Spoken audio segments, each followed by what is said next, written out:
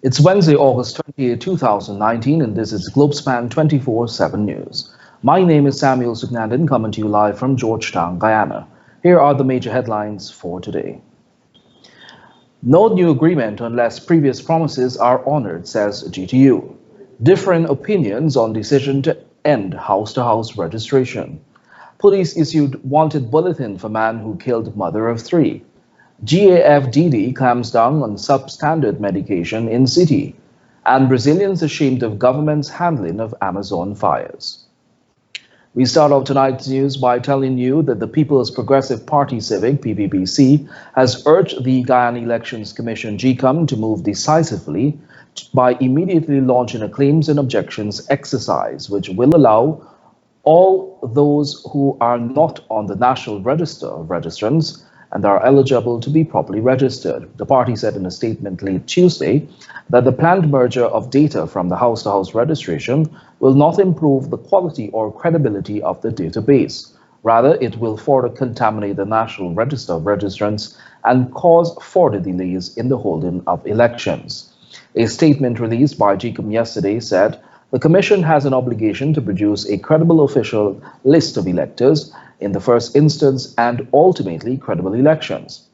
As such, the Commission said it will continue to further deliberate on other matters of importance for the holding of elections within the shortest possible time, and Secretariat will continue to implement a number of operations activities, in particular training of polling day staff and procurement of non-sensitive materials.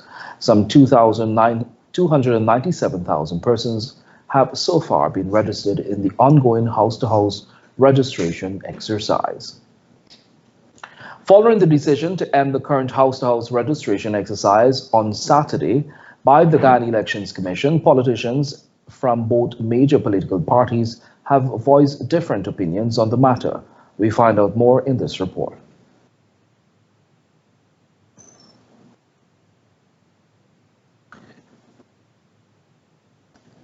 My apologies. Irfan Ali, the People's Progressive Party Civic presidential hopeful, plans to tackle the many issues affecting women and children in Ghana if elected at the next general and regional elections. Here's that story. PPC's presidential candidate Irfan Ali posited that women and children are the two most important resources in Guyana and the ones facing the most struggles in the country. As such, Ali stated that they will be a priority for his government if elected at the upcoming elections.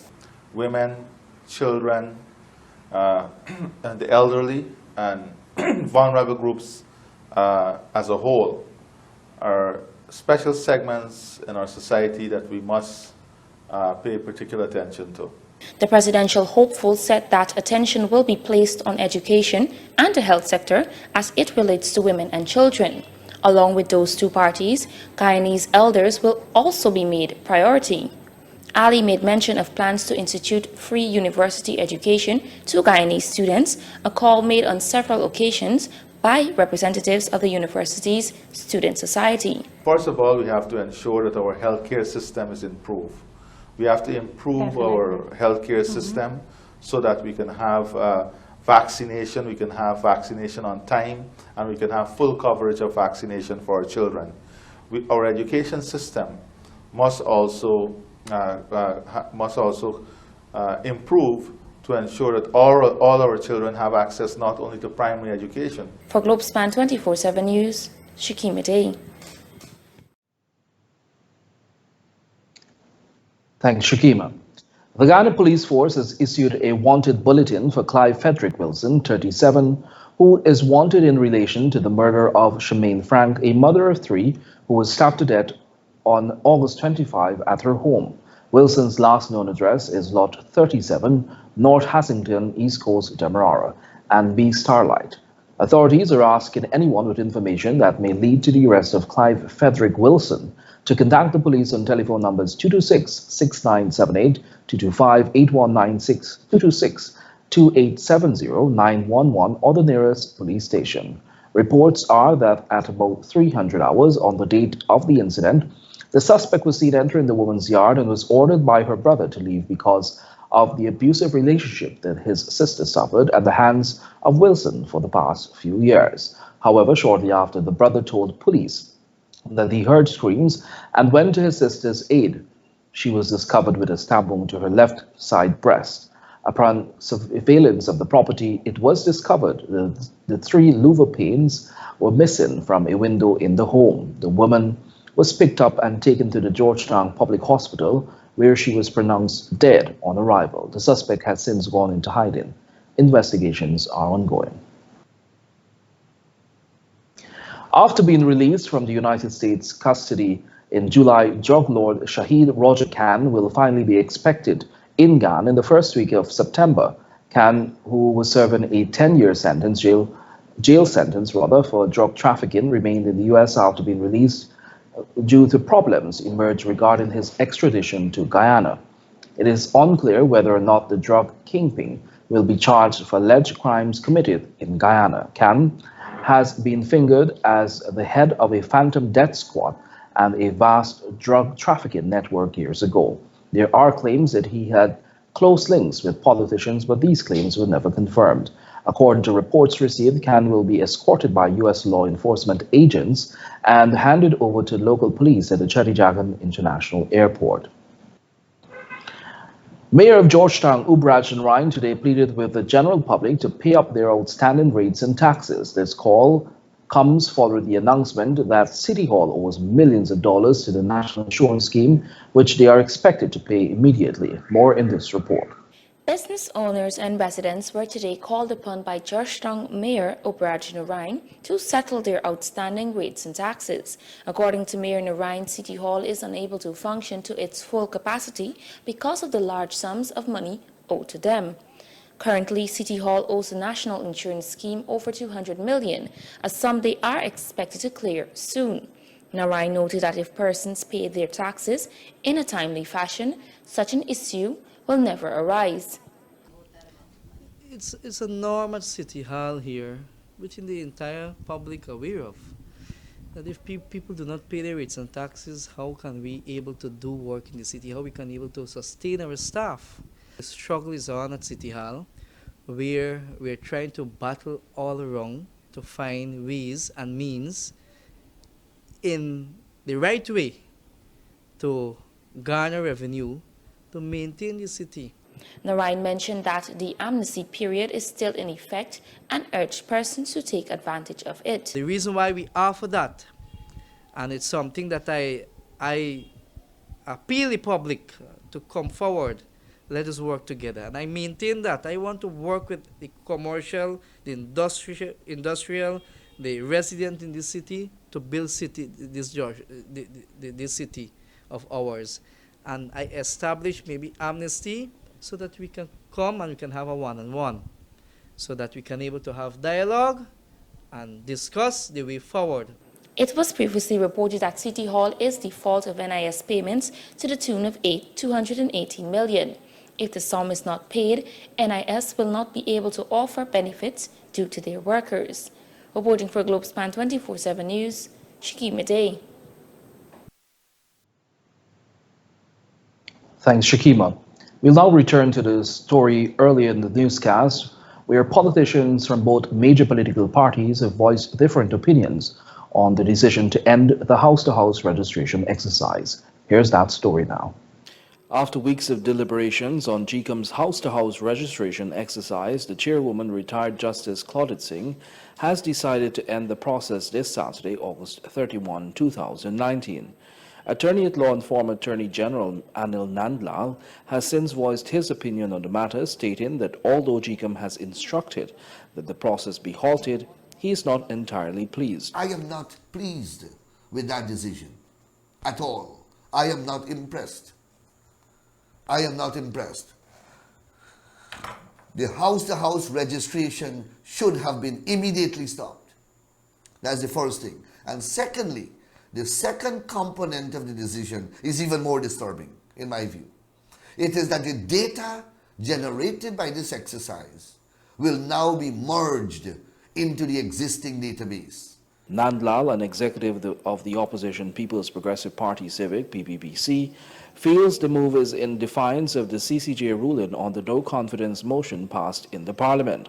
Jicom said that the data garnered during house-to-house registration will be merged with the existing National Register of Registrants, but Nandlal and his party is not pleased with that.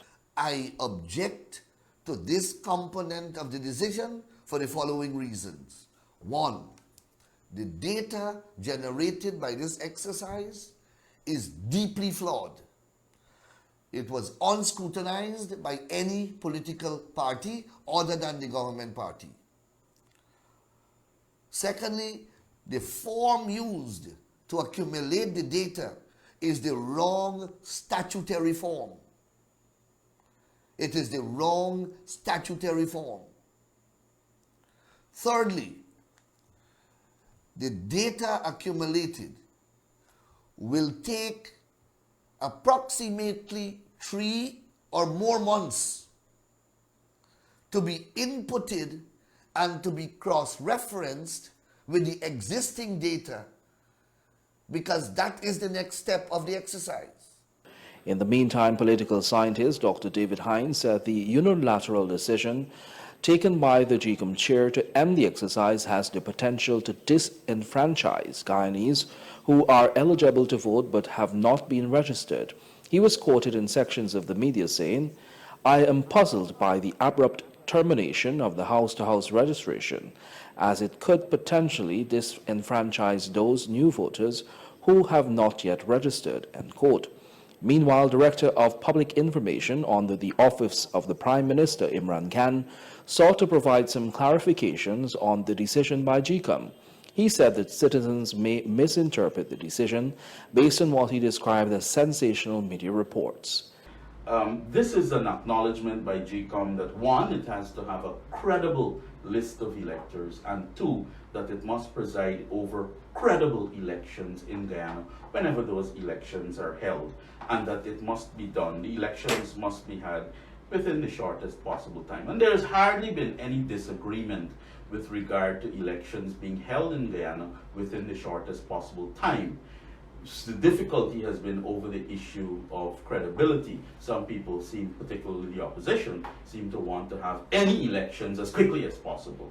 And the government side, we've been saying, His Excellency President David Granger has been saying and insisting, rightfully so, that elections in Guyana must be credible, and we cannot have elections in a willy-nilly way that will allow persons to question those elections, whether legally or politically or otherwise, after they're held. So the issue of a credible list and the issue of credible elections are being taken very, very seriously by GCOM, as stated in their release today. For Globespan 24x7 News, I am Samuel Suknandan.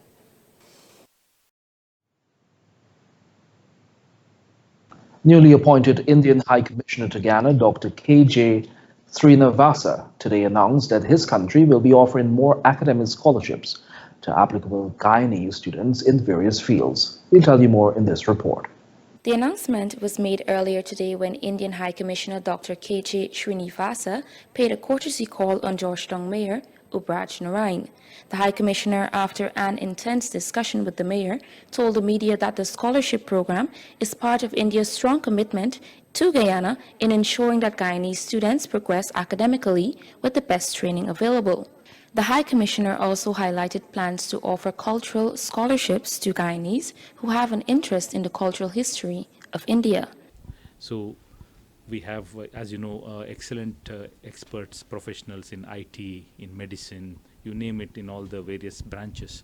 So as part of our international cooperation program, we have something called as the ITEC, the Indian Technological and Educational Cooperation Program, wherein we give scholarships, short-term scholarships, fully paid for young students and graduates from this country in various fields, in IT, in geology, in mining, in agriculture, you name it. There are various courses. It's left to the applicant to choose. The relationship between India and Guyana ever since the independence of Guyana in May 1966 has been close and cordial with a high degree of understanding. The warmth in relation remains unaffected with changes in the governments, either in India or in Guyana. Reporting for Globespan 24x7 News, Shakima Day. Thanks, Shakima. The Government Analyst Food and Drug Department has unearthed a number of substandard and falsified medications at 9 pharmacies in the city of Georgetown during a recent operation. The Ghana Police Force has been called in to assist with the investigation. In a statement on Tuesday, GAFDD said it launched an investigation on August 22nd after receiving a complaint that an unknown individual is either clandestinely manufacturing or importing SF medication for sale in the local market. According to GAFDD, the inspectors visited 16 pharmacies in Georgetown and outlying areas during the period of August 22 to 23, 2019, and 9 of the pharmacies were engaging in the sale of falsified medication. The Food and Drug Watchdog said inspectors unearthed a total of 17 boxes of a medication labeled Chanca Piedra for Morstive, with a manufacturer's address stated only as Mainland Labs in Canada. That medication, according to the label, reportedly treats gall and kidney stones, clean the liver and the urinary tract. 28 boxes of a product named Fungabort were also found with the same manufacturer named. That medication claims to be effective in the treatment of nail fungus. In addition, 23 boxes of phosphorine were also seized and removed from premises. Since the stated address, Phosphorine Healthcare Company, Toronto, Canada, could not have been established by the Food and Drug Department. GAFDD said efforts to verify the stated address on the labels of the other 2 products were also unsuccessful. It said that all the items were seized and removed from the premises. Governor of the Bank of Ghana, Dr. Gobin Ganga, said Republic Bank Guyana Limited has reimbursed $20 million to nearly 300 customers following a series of fraudulent activities on its Visa International debit cards. Dr. Ganga told sections of the media yesterday that Republic Bank has been providing the central bank with updates on the situation, with the last update received less than 2 weeks ago. Added, the bank is also working with Visa International to use a series of real-time decline rules to protect against fraudulent transactions. On May 15, the bank that through its robust monitoring systems, it was able to quickly identify cases where customers' cards were compromised and to effectively minimize the risk to other customers. In a statement released by Republic Bank, it was noted that the bank has taken the necessary steps to regularize all affected accounts using a well-defined standard process focused on reducing customer inconvenience, and advises that impacted customers will be asked to confirm and validate their transactions to assist with the process. The Guyana Teachers Union President Mark Light said there are old commitments in multi-year agreements, both past and present, under the current administration and previous government that were not honored, and no new agreements will be made until that is done. Kibini Jordan filed this report. Clothing allowance is yet to be paid in September. Payments for teachers at special needs schools and debunching are among the commitments yet to be honored by government. This is according to Guyana Teachers Union President Mark Light in a fourth interview with this newscast. But we still have several things that we wanted the ministry to really honor those before we proceed with the new agreement. Having said that, we would have submitted the new proposal to the ministry, and we had one meeting, I think sometime in April or so, and ever since the union has asked that we do not proceed with the new discussion until we are satisfied that what was signed to in the old agreement is honored. So that's where we are with the new salary talks. On the other hand, the president does not believe that the current status with the government will cause any hindrance with the negotiating of any wages. The government still remains in office. I'm not advised that they are not in office, whether they have a caretaker status or not. So they still have the capacity to negotiate and enter into agreement. So our union don't see that as an issue. with having a new agreement looked at. But our concern is going into a new agreement with several outstanding things in the last one. So that has been our concern, and it will be good if this government can put systems in place to give more confidence to the working class people that they are interested. As per their first multi-year agreement, house lots were to be given to teachers with the initial request for housing schemes catered for at least 50 teachers was not granted. It was later agreed between the GTU and the government that teachers will be given priority for housing. For Globespan 24x7 News, I am Kippany Jordan. Thanks, Kippany. The Amazon fires has caught the attention of countries around the world, including rights groups and activists that work to protect and conserve the environment. And equally important, the Brazilian government, led by Jair Bolsonaro, has received widespread condemnation of its handling of the situation. To understand the depth of the situation, I spoke with a media colleague in Brazil who has traveled as far as Bolivia, as well as to assess the situation regarding the fires in the Amazon. Lucas Rohan, a freelance Brazilian journalist and journalism lecturer, now joins us to explain the situation.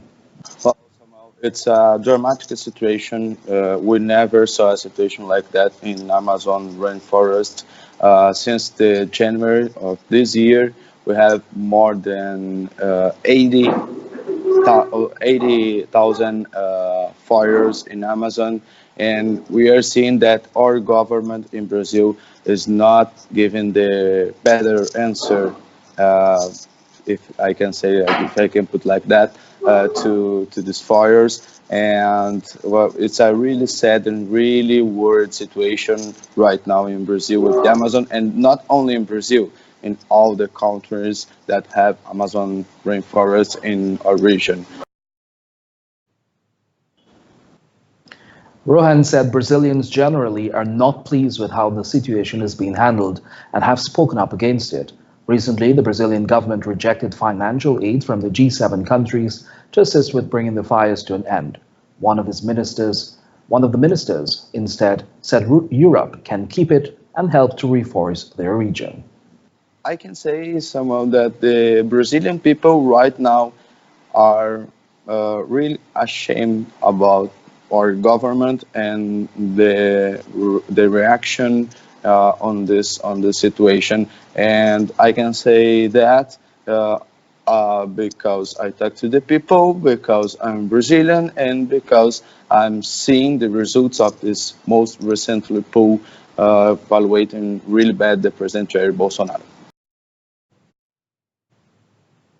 An unprecedented number of fires have raged throughout Brazil in 2019, intensifying in August. There have been more than 74,000 fires so far this year, the most ever recorded by the country's National Institute for Space Research. Experts say deforestation and a practice called slash and burn are to blame for most of the flames. People cut down patches of forest, allow the area to dry out, then set the remains ablaze to make room for agriculture or the development.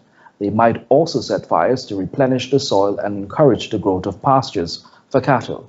Brazil is the world's top exporter of beef. Everyone on the planet benefits from the health of the Amazon as its trees take in carbon dioxide and release oxygen. The Amazon plays a huge role in pulling planet-warming greenhouse gases out of the atmosphere. Without it, climate change speeds up. But as the world's largest rainforest is eaten away by logging, mining, and agribusiness. We'll take a short break. Do join us after these messages.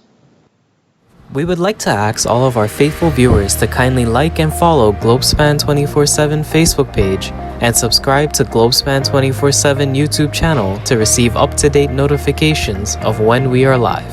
Globespan 24x7 has vacancies for full-time positions such as reporters, newscasters, and news editors. Persons serious about joining a new and dynamic news team are asked to send their application to careers@globespantechnology.com. Travelspan is pleased to announce special fares from New York to Guyana for Christmas. Seats are available to travel, and depending on which dates you choose, fares range from $8.49 to $11.69. These are limited block seats on American Airlines non-stop flight from JFK to Guyana. Call 718-845-0437. That's 718-845-0437. Or book online at travelspan.com. Travelspan does have a payment plan, so travel plans, call Travelspan. Amro's Travel Service is pleased to support Globespan 24x7 broadcasts. We provide travel solutions via our 4 locations in Trinidad. Chaguanas at 665-3383, Valpark 645-1604, Port of Spain 625-0800, and San Fernando at 652-4789. Remember, when you travel, Amro's is the way to go. This newscast is brought to you with the kind compliments of Travelspan GT, with locations in Georgetown and Berbice. For all your travel needs, call Travelspan GT at 327-1701, located at Lot 3A North Road, Georgetown, between Kemp and Wellington Street. In Rose Hall, call 337-4287, and in New Amsterdam, call 333-6230. Call Travelspan today. Thanks for staying with us. We'll now take a look at our regional and international news. Caribbean island states signaled their commitment to achieving a pollution-free future today, with representatives of 9 Caribbean nations gathering to launch the Implementing Sustainable Low and Non-Chemical Development in Small Island Development States Islands program in Trinidad.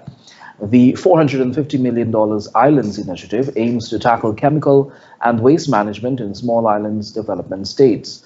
Globally, with a focus on Caribbean, Pacific, and Indian Ocean states, waste management is an issue of increasing importance to island nations globally, with growing populations, rapid development, and increasing amounts of imported goods, all putting pressure on the limited capacity of SIDS to safely manage and dispose of toxic and polluting substances. As of 2019, SIDS produced an average of 2.3 kilograms of waste per person per day, 48% higher than the Organization for Economic Cooperation and Development average, much of it from the burgeoning tourism sector. Prime Minister Boris Johnson will suspend Britain's parliament for more than a month before Brexit, enraging opponents and raising the stakes in the country's most serious political crises in decades. Cheered on by US President Donald Trump, Johnson launched his boldest move yet to take the country out of the European Union by October 31, with or without a divorce deal, by setting a new date for a state opening of Parliament. Known as the Queen's Speech, the formal event will be held on October 14 and be preceded by a suspension of the House of Commons, meaning Parliament will not sit between mid-September and mid-October. The move, which had to be approved by Queen Elizabeth, limits the time opponents have to derail a disorderly Brexit, but also increases the chance that Johnson could face a vote of no confidence in his government and possibly an election. It also risks dragging the 93-year-old politically neutral Queen into the dispute. And now for a look at what's happening in sport. U.S. baseball player Blake Bivens' wife, 1-year-old son, and mother-in-law have been found dead at their home in rural Virginia on Tuesday. Bivens' brother-in-law, Matthew Bernard, was later arrested and charged with 3 counts of first-degree murder. Bernard, 18, was found running naked near the property in Pittsylvania, county officials say. Bivens, a pitcher attached to Major League Baseball's side Tampa Bay Rays, was on Tuesday in Alabama. He was about to play for Minor League Baseball's Montgomery Biscuits. That game has now been postponed as a mark of respect. In a statement posted on Twitter, Tampa Bay Rays said, "Our hearts are broken for Blake. We are grieving with him and will support him any way we can." Following the official launch of the inaugural edition of the 592 Street Kings Streetball Tournament on Monday last, a list of 16 teams have been confirmed. The tournament will see some well-established teams, inclusive of All Boys Town B, Tiger Bay, Gold Is Money, and Sparta Boss, take on younger streetball outfits such as LA Ballers, Future Stars, Johnson Street, and the Avocado Ballers across the 3 nights of highly anticipated action. Even locations which have been confirmed thus far includes Berlin Tarmac, while the second night will be played at the Burnham Court and the final yet to be announced. The 3 nights which will be played on September 7, 14, and 21 will see the teams clash in a straight knockout competition with 8 games on night 1. The 592 Street Kings of 2019 will pocket $300,000, while the runner-ups will collect $150,000. Third place finishers will grab $100,000, while fourth placers will receive $75,000, and the winners of the 592 Shield section will collect $50,000. Fixtures for the tournament will be released by the coming weekend. And that has brought us to the end of today's news. Before you go, here's a recap of the major headlines. No new agreement unless previous promises are honored, says GTU. Different opinions on decision to end house-to-house registration. Police issue wanted bulletin for man who stabbed mother of 3. GAFDD clamps down on substandard medication in the city. And Brazilians ashamed of government's handling of Amazon fires. Thanks for watching Globespan 24/7 News. On behalf of myself, Samuel Sugnaden, the news and technical team, until next time, do have a pleasant rest of the evening. Goodbye for now.